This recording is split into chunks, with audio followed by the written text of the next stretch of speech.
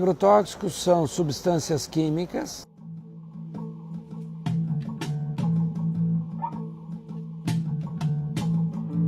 que foram descobertas ou sintetizadas artificialmente, que tentam inibir o crescimento ou matar seres vivos, como bactérias e fungos que causam doenças, ou como plantas que são consideradas indesejáveis, ou como insetos que são chamados de pragas. Os agrotóxicos são uma mistura de produtos químicos, eles têm um princípio ativo.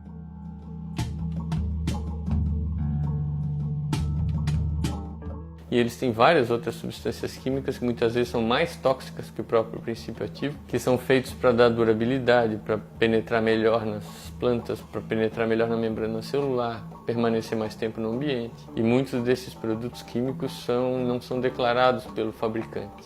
Então a gente vive essa exposição global, a nível global, a doses cada vez maiores dessas substâncias químicas, a um número cada vez maior dessas substâncias químicas. O agricultor produzindo alimento, ele é o mais exposto. Os consumidores estão cada vez mais expostos e a gente está vendo cada vez mais resíduo em alimento in natura, em alimento processado, na água e no ar. O agrotóxico que é aplicado na propriedade, ele pode ser levado pelo vento, ele pode ser levado pela água da chuva, uma chuva mais forte, e ele também é retirado da propriedade junto com o produto colhido. Então, digamos, o agrotóxico é aplicado num cultivo, digamos, numa lavoura de milho. O milho que é colhido leva junto um resíduo de agrotóxico para onde ele for. E às vezes ele se espalha para 5 continentes, mesmo que aplicado num único lugar aqui no Brasil, ou vice-versa. Então o agrotóxico ele tem uma mobilidade muito grande. Tem moléculas muito perigosas que têm uso autorizado no Brasil.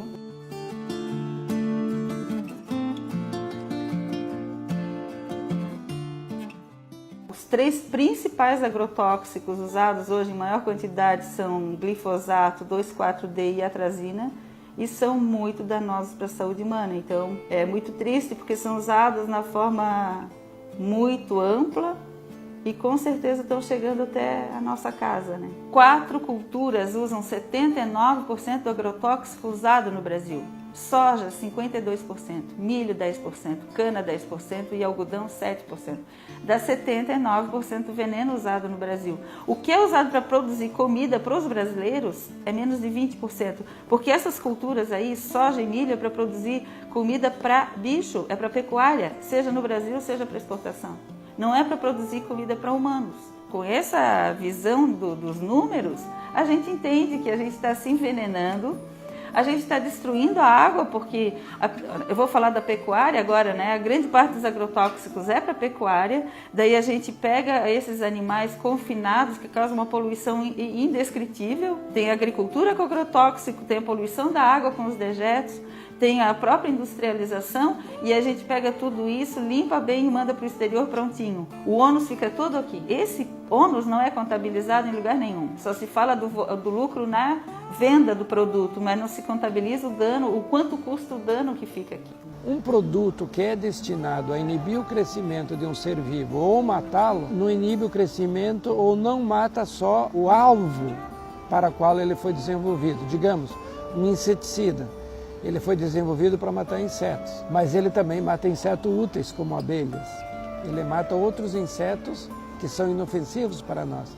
Ele mata insetos que são parasitas de pragas agrícolas. Então, no momento que nós exterminamos os organismos que são benéficos para nós aumentamos, por exemplo, as doenças. Ou seja, os vetores de doenças humanas, em geral, são feitas por insetos. Se nós não tivéssemos extinguidos os inimigos naturais desses insetos vetores, nós teríamos menos doenças. Os mecanismos de doença, ou seja, a exposição a pequenas doses no alimento, na água, tem basicamente assim, 4 grandes consequências.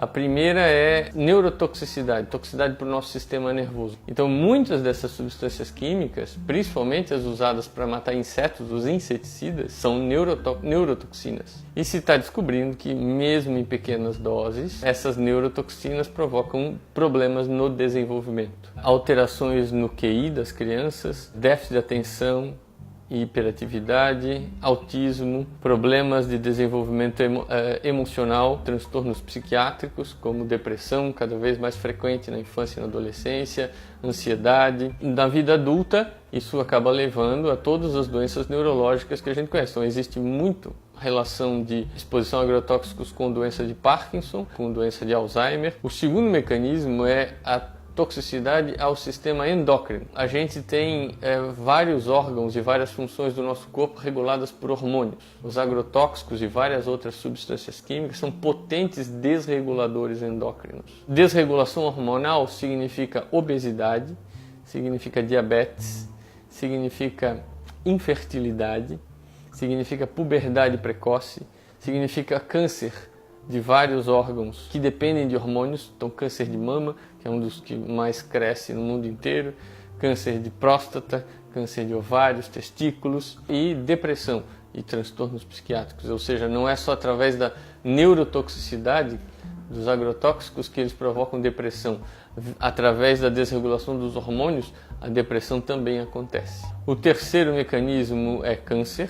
A maioria dessas substâncias químicas é cancerígena, mesmo aqueles agrotóxicos considerados menos tóxicos, como o exemplo do glifosato, que é o mais comercializado no mundo, no Brasil e no mundo, a ciência diz é cancerígeno. Já existe muita evidência de altíssima qualidade científica, dizendo que a exposição, tanto de produtores quanto de consumidores, a mesmo baixas doses, mesmo aquilo que é considerado legal para aquele país, dentro dos limites permitidos para aquele país, está relacionada a uma maior incidência de leucemia, linfoma na criança, tumores sólidos do sistema nervoso central e vários outros tipos de câncer. E o quarto mecanismo é que essas substâncias químicas alteram as bactérias no nosso intestino. Muitas dessas substâncias químicas atuam como se fossem antibióticos. Ingerindo pequenas doses, resíduos de agrotóxicos todos os dias, é como se a gente estivesse ingerindo pequenas doses de antibióticos todos os dias, o que desequilibra as bactérias do nosso intestino, provoca o que a gente chama de disbiose intestinal, e essa disbiose intestinal provoca doenças psiquiátricas, depressão está muito relacionada a isso, provoca alterações do sistema imunológico muito importantes, como doenças autoimunes, reumatismos em geral, como alergias, e provoca doença inflamatória intestinal. As pessoas se surpreendem com a expansão, né, a mortalidade, a morbidade por câncer no Brasil. Para quem estuda isso não é nenhuma surpresa, aliás eu acho que é pouco o brasileiro não ser resistente, porque nós estamos sendo maciçamente envenenados. E o câncer é uma doença decorrente de envenenamento, basicamente isso, não tem explicação. A literatura fala em 80%, pelo menos 80% dos casos de câncer são por envenenamento, contaminação por substâncias presentes no ambiente. Fala-se em cigarro, em álcool, também, mas tem gente que nunca fumou, nunca bebeu e adoece. Para quem estuda isso, não tem dúvida. A população é que nunca consegue descobrir porque a mídia não ajuda a divulgar. Quem é que vai querer divulgar isso? Ninguém. Porque a mídia é paga pelas empresas que produzem essas substâncias. Então fica um segredo e mesmo que fosse divulgado, às vezes para compreender as pessoas têm que ter algum conhecimento técnico. É mais fácil acreditar numa propaganda enganosa do que na verdade, né? A liberação de substâncias perigosas para uso na agricultura, ela foi praticamente as portas todas escancaradas a partir do governo Temer e agora nesse governo Bolsonaro, em poucos meses a gente já teve mais de 150 novos princípios ativos aprovados, alguns muito perigosos, coisa que é proibida em outros lugares há muito tempo, ninguém proíbe aqui. Então a gente está na mão do lucro das empresas, né? É isso que importa. A saúde pública não é prioridade. No Brasil, os limites aceitáveis são absurdamente maiores do que os países desenvolvidos, de que a ciência nos mostra que esses limites que a gente no Brasil considera aceitáveis, eles absolutamente não são seguros e a mesma exposição a esses limites provoca todas as doenças que eu mencionei. As mesmas indústrias produzem agrotóxico, as mesmas que produzem medicamentos. Então, quando alguém adoece de câncer, é ótimo para elas, porque elas vão ganhar muito dinheiro em cima do tratamento e, ao mesmo tempo, elas continuam produzindo doentes, vendendo substâncias perigosas para aplicar em qualquer lugar, não é só na agricultura, né? São conglomerados industriais que lucram muito com a doença. Eles produzem a doença e depois eles lucram com a doença. Então, a gente raramente vai escapar disso. O que a ciência está mostrando é que não existe uma maneira segura de usar agrotóxicos na produção de alimentos. Ou seja, nesses períodos de maior vulnerabilidade do nosso corpo, a gestação, a infância, a adolescência, qualquer dose pode provocar doença e provoca muita doença. Então a gente realmente tem que repensar a forma de produção de alimento, né? Muitos países desenvolvidos já estão restringindo, a União Europeia restringe muito o uso, restringe o número de substâncias, restringe a usar somente os pouco tóxicos, os menos tóxicos. Então realmente é uma questão importante para o mundo todo, de repensar a forma de produção de alimento. A ciência nos diz que é plenamente possível produzir alimento em larga escala, alimentar o mundo sem utilizar, ou utilizando minimamente, ou utilizando somente alguns produtos. Depois que o alimento está contaminado, tem resíduos, ou a água está contaminada, existe forma de retirar esses resíduos?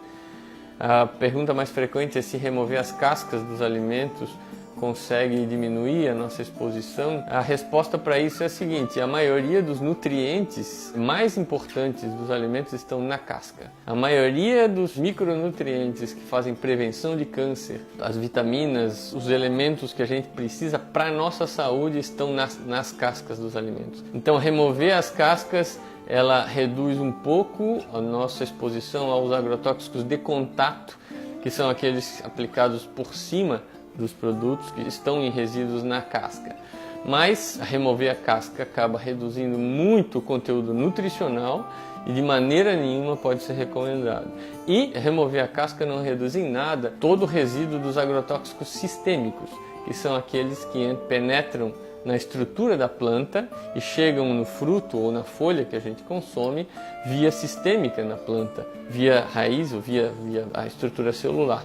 Esses estão impregnados em toda a planta e esse remover a casca não vai alterar em nada. Então não existe nenhuma maneira de descontaminação efetiva de alimentos. A água é a mesma coisa, o tratamento da água feito tradicionalmente não remove esse tipo de produto químico. O problema é que a gente fala de água, abastecimento público, tu não tem como fechar a torneira, né? Tu não tem como impedir essa água de sair. Mudar o tipo de agricultura, mudar a proteção dos mananciais de abastecimento público. Isso tem que ser considerado um tesouro da comunidade. A água tem que ser vista como um patrimônio importantíssimo, não pode jogar esgoto dentro, não pode passar veneno perto, entendeu? Tem que ter legislação para proteger a água. E nós não estamos fazendo isso, então o pagamento por isso é a doença. O que a ciência nos mostra também é que essa toxicidade dessas substâncias é transmitida de geração para geração. Então a gente tem visto que a exposição dos pais leva a doença nos filhos e muitas vezes nos netos também por alterações genéticas. E aí o número de publicações sobre essas consequências à saúde tem crescido progressivamente nos últimos anos, progressivamente. E hoje a gente já tem inúmeros estudos de altíssima qualidade, de alto rigor científico. Essas evidências científicas estão aí disponíveis. A questão para aplicá-las é totalmente política. Então a gente precisa tomar essas decisões como sociedade, de ouvir a ciência, como muitos países já estão fazendo. Nós temos sistemas agrícolas que fazem um grande uso de agrotóxicos e nós temos sistemas agrícolas que não fazem uso de agrotóxicos. E entre eles existem sistemas onde um produtor vai tentando usar um mínimo de agrotóxico. Mas o agrotóxico ele foi feito para matar. Então é natural que ele cause danos a todos os seres vivos. Claro que um tipo de produto pode causar um dano maior do que outro, isso é verdade. mas eles foram feitos para causar danos em seres vivos. E nós temos maneiras de produzir alimentos e ter água potável sem resíduos de agrotóxicos.